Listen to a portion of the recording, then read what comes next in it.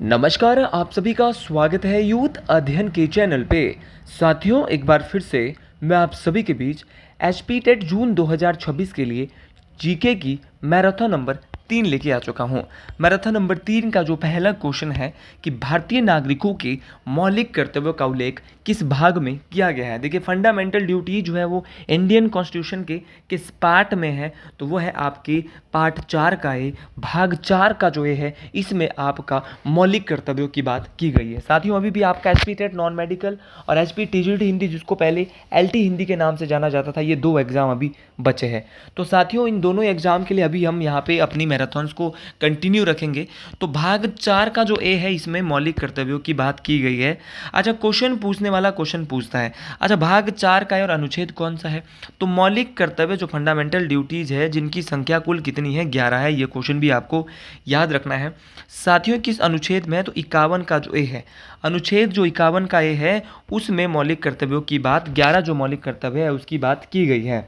अब क्वेश्चन पूछने वाला क्वेश्चन क्या पूछता है कि मौलिक कर्तव्य जो भारत के संविधान में है वो भाग 4 के ए और अनुच्छेद 51 के ए में है। लेकिन आप ये बताइए कि जो मौलिक कर्तव्य है वो भारत के संविधान में किस देश से लिए गए हैं। तो मौलिक कर्तव्य आपके रशिया देश से, रूस देश से लिए गए हैं। चलो, ये बात भी मान ली। अब साथियों, क्वेश्चन पूछने वाला क्वेश्चन क्या पूछता है, क्वेश्चन पूछने वाला क्वेश्चन पूछता है कि वो कौन सा संविधान संशोधन है जिसके द्वारा मौलिक कर्तव्यों को भारत के संविधान में जोड़ा गया है। क्योंकि जब रूस से लिया कोई भी चीज़ जब हमारे देश के संविधान में जोड़ी जाती है या फिर हटा दी जाती है तो संविधान में क्या होता है, संशोधन होता है। तो किस संविधान संशोधन के द्वारा मौलिक कर्तव्यों को भारत के संविधान में, फंडामेंटल ड्यूटीज़ को जोड़ा जाता है, तो वो था आपका 42वां संविधान संशोधन। कब हुआ था? 42 कॉन्स्टिट्यूशनल अमेंडमेंट। तो 42 कॉन्स्टिट्यूशनल अमेंडमेंट 1976 में होता है। ये बात आपको डिटेल से याद रखनी है। चलो साथियों, ये बात भी मान ली कि 42वां संविधान संशोधन कब हुआ था। तो 42वां संविधान संशोधन हुआ था 1976 में। लेकिन कौन सी समिति ऐसा है जिस समिति की सिफारिश पे मौलिक कर्तव्यों को भारत की कॉन्स्टिट्यूशन में, भारत के संविधान में जोड़ा जाता है।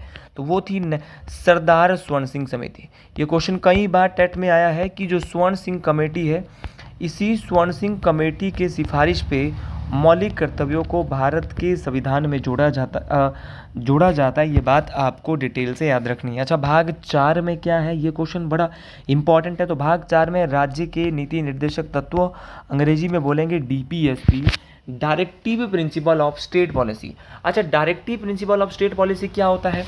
तो भारत के संविधान का 36 से जो 51 है, अनुच्छेद 36 से 51 और भाग जो 4 है वो बात करता है मौलिक कर्तव्य की। ये बात मेरे साथी आपको डिटेल से याद रखनी है। साथियों, अगर बात करें आपका भाग 3 की, कि भाग 3 में क्या है, तो भाग 3 में है फंडामेंटल ड्यूटीज, फंडामेंटल राइट्स, मौलिक अधिकार, नागरिकों की सुरक्षा के लिए अनुच्छेद 12 से 35 तक हमारे देश के संविधान में क्या है, फंडामेंटल राइट्स है, आपके मौलिक अधिकार है। ये बात आपको डिटेल से याद रखनी है। उसी प्रकार आपका भाग 5 में क्या है, ये क्वेश्चन भी पूछा जाता है।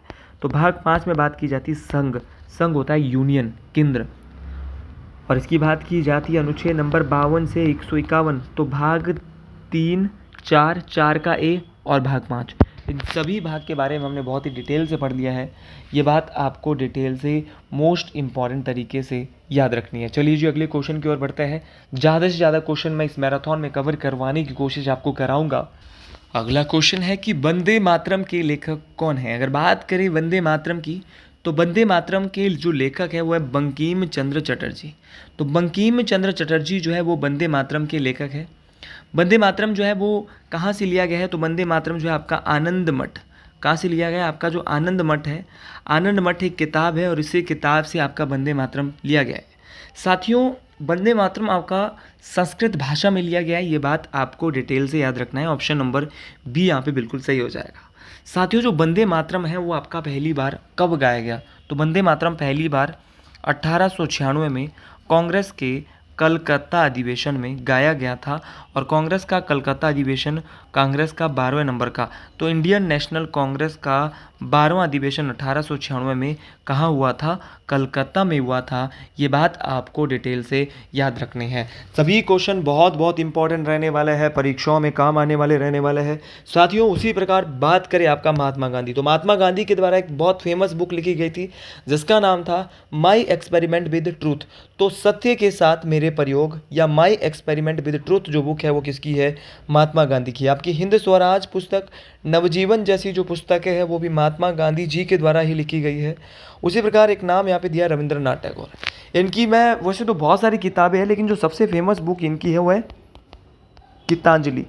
गीतांजलि बुक की जब भी मैं बात करता हूँ तो गीतांजलि एक ऐसी बुक है जिसके लिए रविंद्रनाथ टैगोर को पूरे एशिया में और पूरे भारत में सबसे पहले नोबेल पुरस्कार मिला था। ये बात आपको डिटेल से याद रखनी है। तो भारत के ऐसे व्यक्ति और पूरे एशिया के ऐसे व्यक्ति जिनको सबसे पहले नोबेल मिला है तो वो है रविंद्रनाथ टैगोर। 1913 में किस किताब के लिए मिला है? तो उस किताब का नाम है गीतांजलि। तो गीतांजलि किताब आपको याद रखनी है। इसके अलावा इनकी बहुत सारी और भी किताबें हैं जैसे कि गोरा है, हुंगरी स्टोन्स है, चंडालिका है ना। ये सारी किताबें किसकी है? ये रविंद्रनाथ टैगोर की है। क्या शरद चंद्र चट्टोपाध्याय की भी कोई बुक है? ये एक बंगाली साहित्य के महान इतिहासकार थे। इनके द्वारा श्रीकांत, देवदास और परिणीता, तो देवदास, परिणीता और श्रीकांत जैसे अत्यंत प्रसिद्ध जो कृतियां हैं वो किसने की है? तो शरद चंद्र चट्टोपाध्याय ने की है। ये बात आपको डिटेल से याद रखनी है। आइए जी आगे बढ़ते हैं ऐसी जोश से और बेहतरीन तरीके से हम यहाँ पे पढ़ रहे हैं।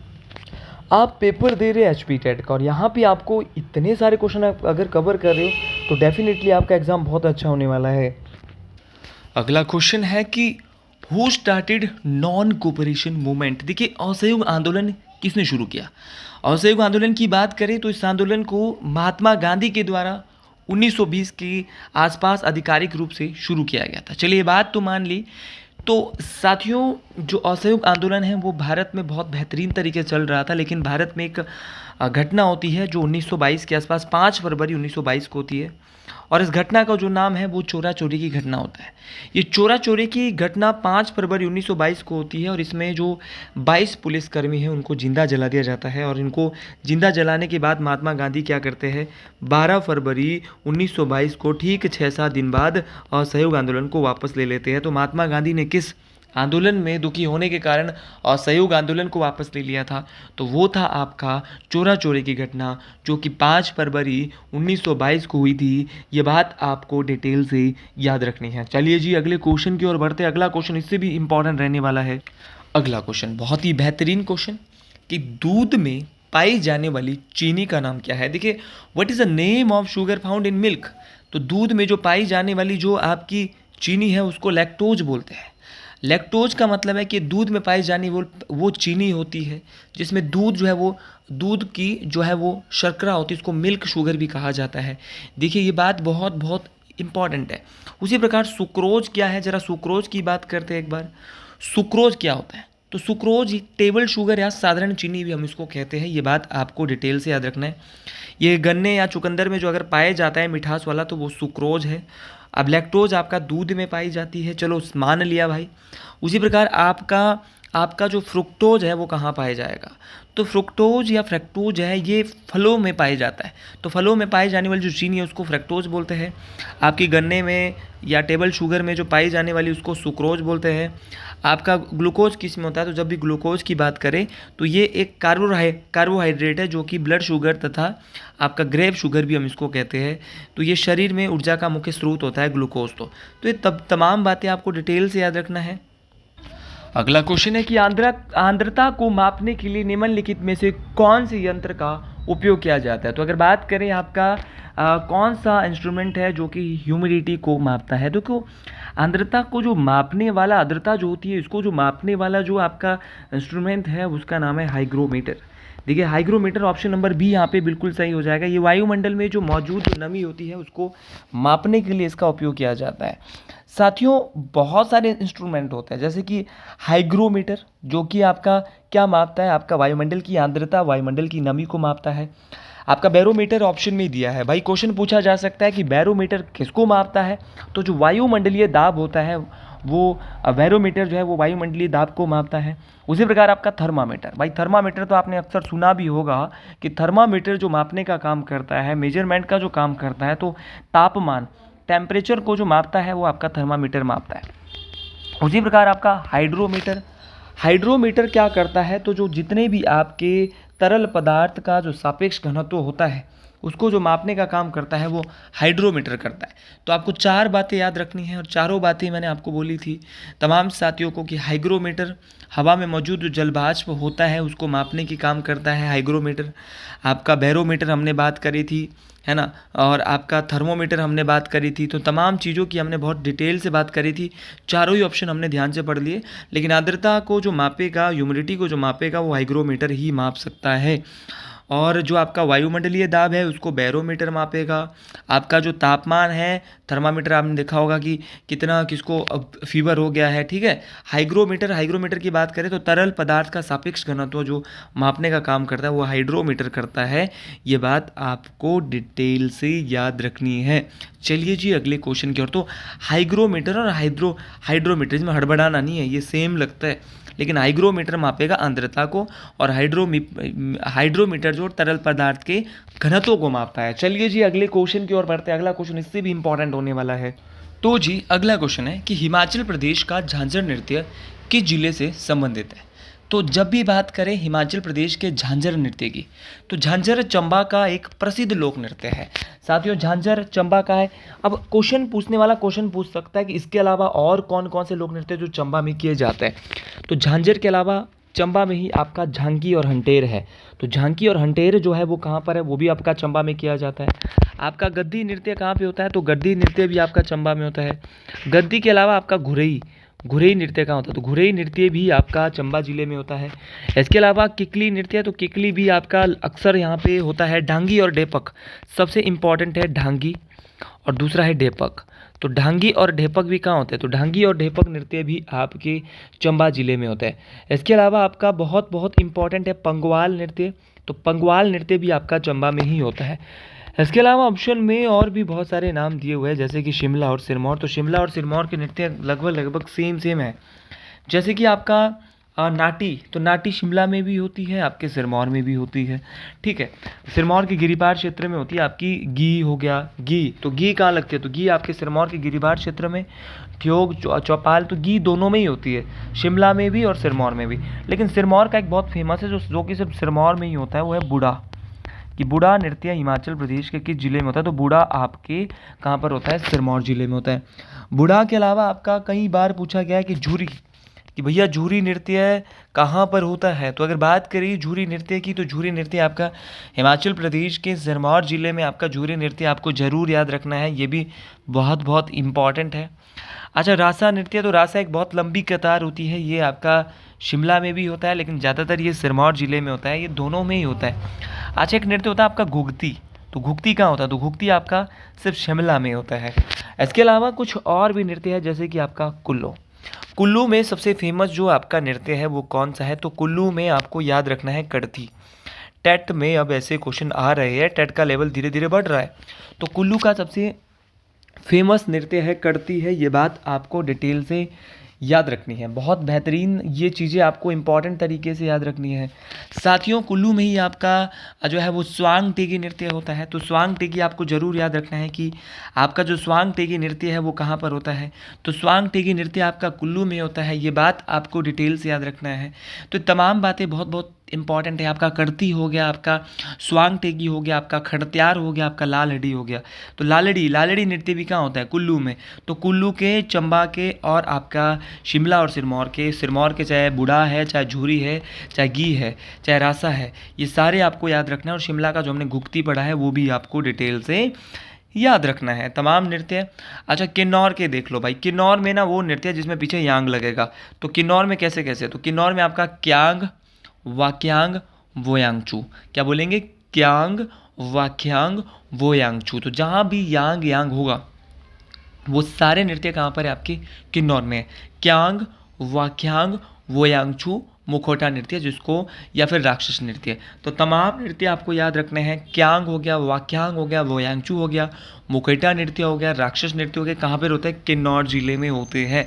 ये बात आपको डिटेल से याद रखना है। किन्नौर में एक नृत्य और होता है डलशोन, ये भी बहुत फेमस है कि डलशोन नृत्य कहाँ होता है, तो डलशोन भी आपका किन्नौर में ही देखने को मिलता है। ये बात आपको डिटेल से याद रखनी है।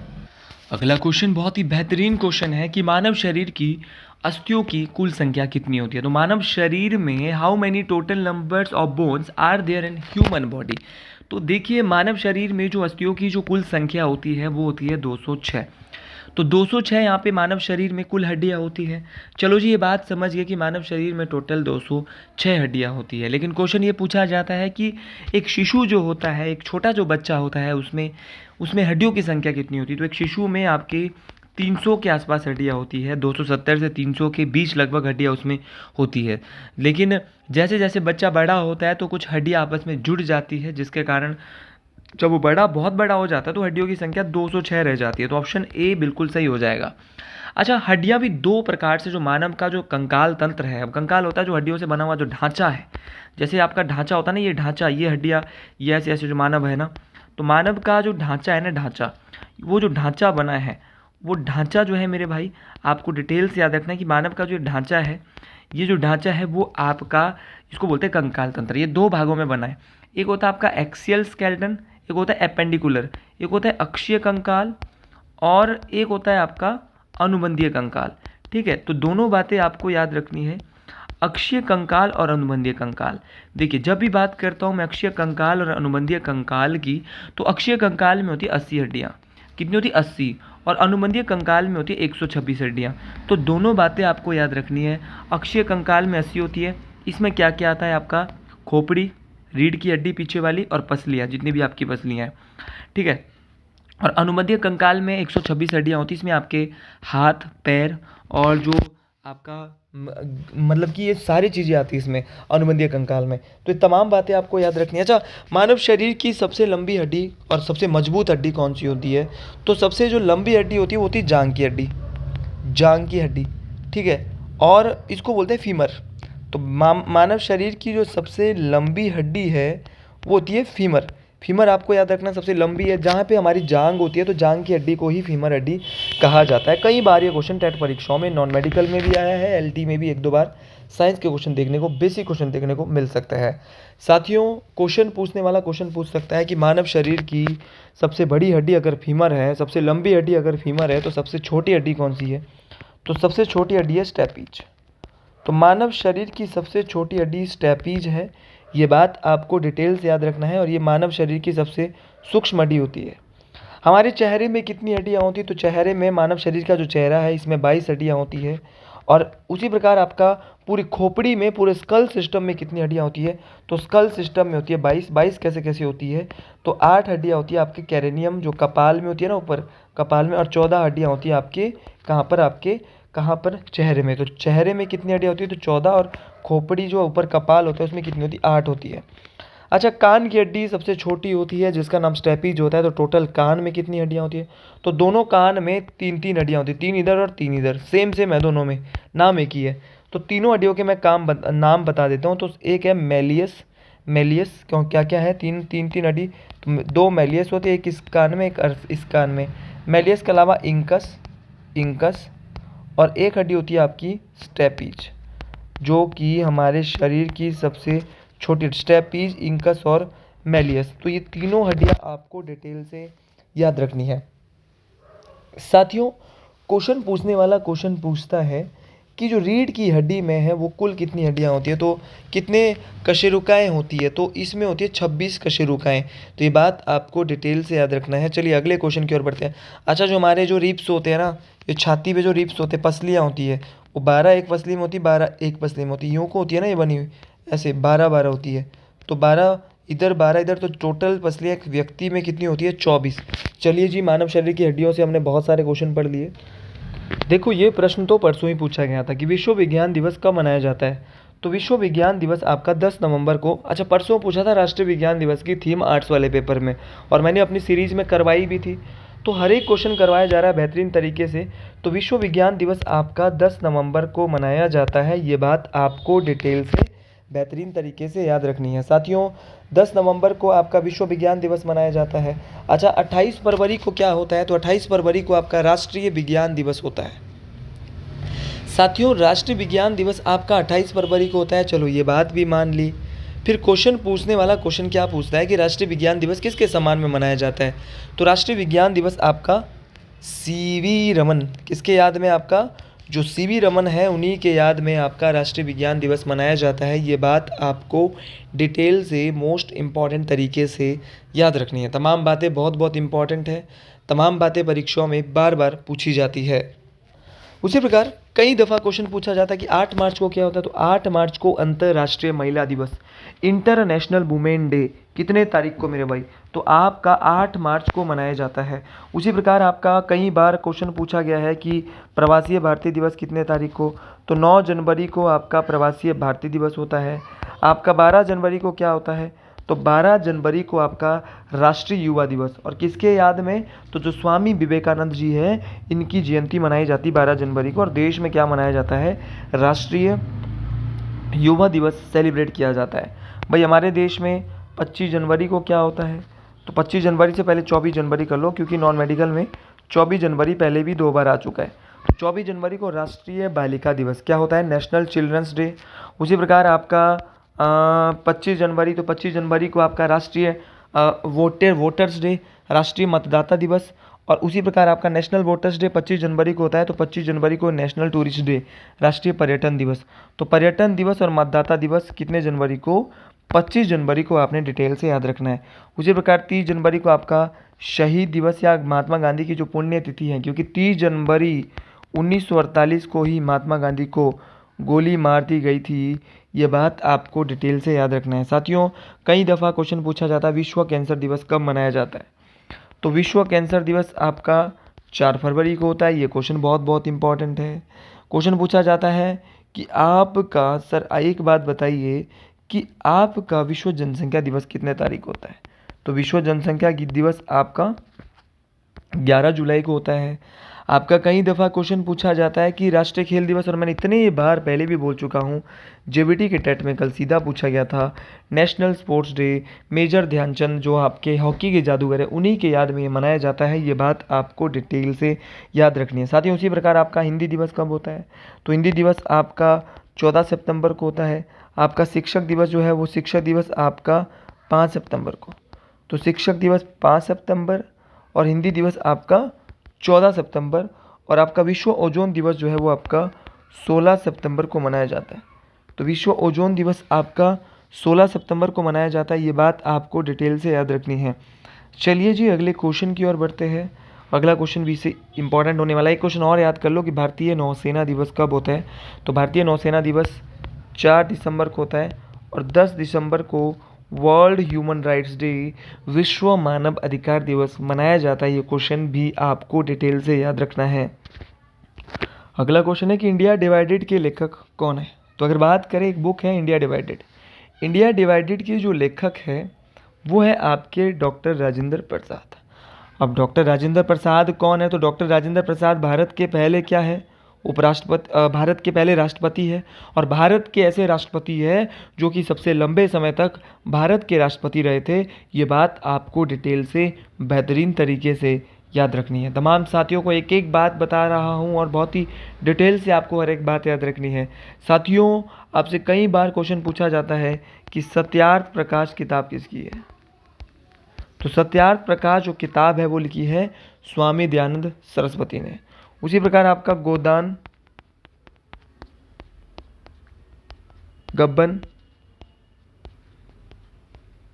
करम भूमि, रंगभूमि, तो गोदान, गब्बन, करम भूमि और रंगभूमि जो पुस्तक है वो लिखी थी किसने, मुंशी प्रेमचंद ने।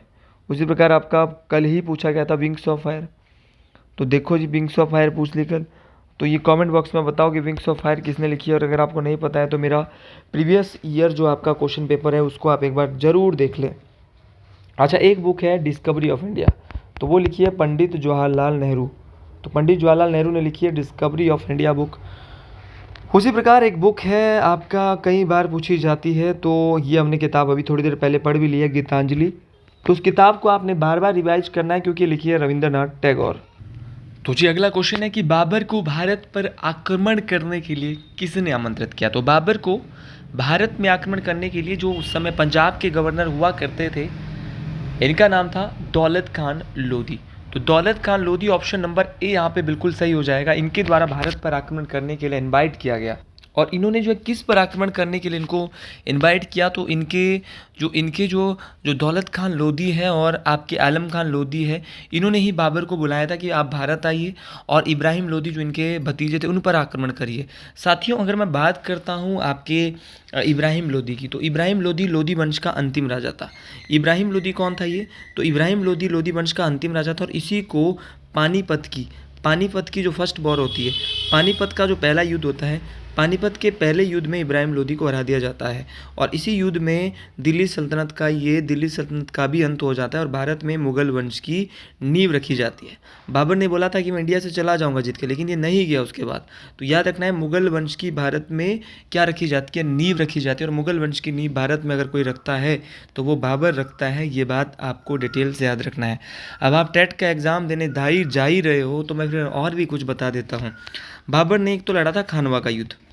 खानवा का जो युद्ध बाबर ने लड़ा था वो लड़ा था मेरे दोस्त 1527 में। उसी प्रकार चांद पे पहले पानी पिया फिर खाना खाया। 1526 में पानी से पानीपत, खाना से खानवा और 1528 में ये किसने क्या किया, तो 1528 में जो बाबर होता था, 1528 में बाबर ने आपका चंदेरी का युद्ध लड़ा और जैसे ही 1529 आया तो 1529 में जो बाबर ने किया था वो क्या किया था, तो 1529 में बाबर ने जो है वो क्या है घाघरा का युद्ध लड़ा और 1530 में बाबर की मृत्यु हो गई। तो तमाम बातें आपको बेहतरीन तरीके से याद रखनी है, इंपॉर्टेंट तरीके से याद रखनी, सभी बातें परीक्षाओं में पूछी जाती है। चलिए जी अगले क्वेश्चन की ओर। तो जी अगला क्वेश्चन है कि 1857 का विद्रोह किस तारीख को मेरठ से शुरू हुआ। अच्छा मेरठ से शुरू होता है, लेकिन अब तो तारीख भी पूछी है, तो 10 मई 1857 को शुरू होता है। मैंने कई बार बोला था कि 1857 को तो शुरू हुआ था, लेकिन आपका 1857 की जो क्रांति है उसका प्रतीक चिन्ह क्या था, तो कमल और रोटी था। कमल और रोटी, तो कमल और रोटी आपको ज़रूर याद रखना, ये भी बहुत इंपॉर्टेंट है, ये भी परीक्षा में बार बार पूछी जाती है। साथियों परीक्षाओं में बहुत सारे क्वेश्चन पूछे जाते हैं कि 1857 की क्रांति का नेतृत्व किसने कहाँ से किया। तो ये बात आपको डिटेल से याद रखनी कि जो 1857 की जो क्रांति थी, इस क्रांति का जो नेतृत्व है वो आपके दिल्ली से किसने किया, तो दिल्ली से जो किया था वो किया था बहादुर शाह जफ़र ने, बहादुर शाह जफ़र द्वितीय ने। आपका जो कानपुर से किया था वो किसने किया था, तो कानपुर से किया था नाना साहेब और तात्या टोपे ने। आपका लखनऊ से किसने किया था, तो लखनऊ से किया था बेगम हजरत महल ने। सीधे क्वेश्चन आते हैं, झांसी से रानी लक्ष्मीबाई, बिहार से कुंवर सिंह ने, बरेली से खान बहादुर खान, इलाहाबाद बोले या प्रयागराज बोले यहाँ से मौलवी लियाकत अली और फैज़ाबाद से मौलवी अहमदुल्ला शाह। ठीक है, ये बात आपको डिटेल से बेहतरीन तरीके से याद रखनी है। और मंगल पांडे को फांसी कब दी गई, मंगल पांडे के बारे में मैं बार बार बोलता था और एचपी टेट आर्ट्स में सीधा क्वेश्चन वहाँ से आया था कि मंगल पांडे आपके किस इन्फेंट्री से थे, तो बंगाल की 34वीं इन्फेंट्री, बंगाल की 34वीं नेटिव इन्फेंट्री से जुड़े हुए थे। कितने बार ये क्वेश्चन बोला था कि मंगल पांडे को 8 अप्रैल 1857 को फांसी हुई थी। ये बात आपको डिटेल से याद रखनी है। और इस क्रांति में जो 1857 की जो क्रांति है, इस क्रांति का जो पहला शहीद है वो भी मंगल पांडे था। तो तमाम साथियों को आज के लिए इतना ही, बाकी मिलते हैं अगले क्लास में। हर हर महादेव।